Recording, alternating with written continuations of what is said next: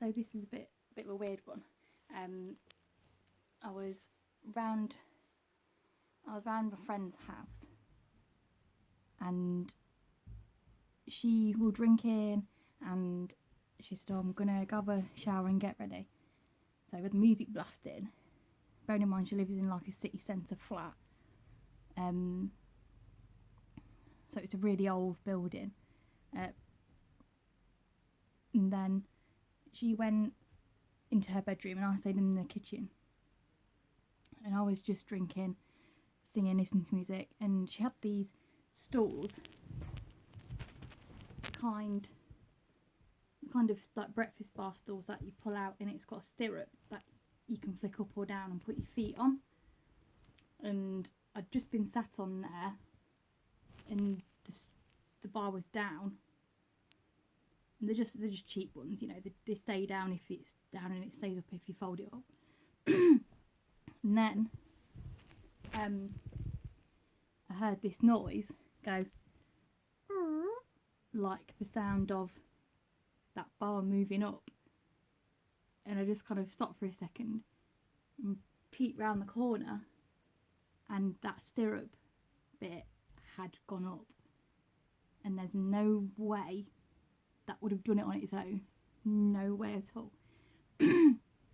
And my friend ran into the bedroom like, "Oh my god, you never guess what happened." And I told her, and she said, "Yeah, we've had some really weird things going on, like the noise of a glass being put down in the kitchen on the side, and there's like a wall with squares that are really thick glass, so you can see like people passing in the corridor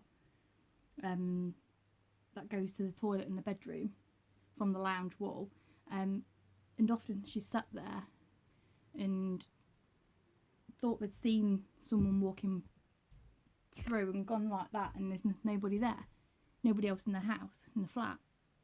So she had a look into who had lived there before in that area, and apparently someone died in the Blitz.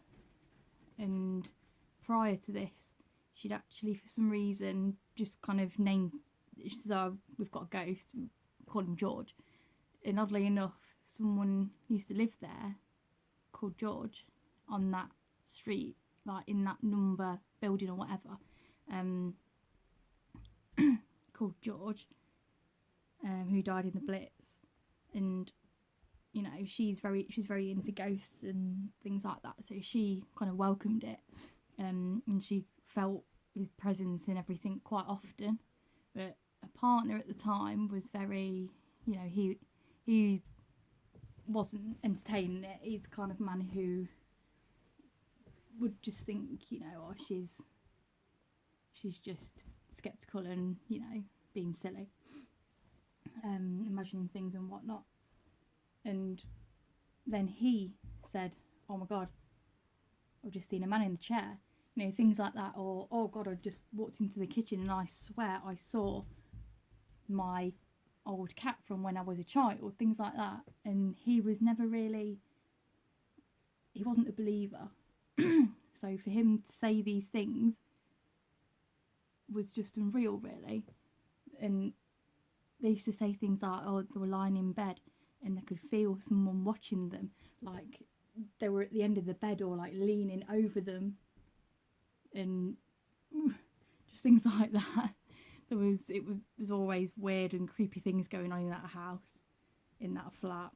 And also, interestingly, people living above them were murderers as well. Just to top it off, it was obviously not a very good area, plot of land to live in, because there was a bloke who lived upstairs who paid his like rent boy to go and kill his work business partner so he could have all the money. It was like a legit, we've crossed this murderer in the corridor of the house to go up to the flat, you know, and they've not held doors open and you've gone, "Oh, arsehole," kind of thing. Use my language. and it was him. So yeah, it's a bit of a weird building. I hope you enjoyed my story.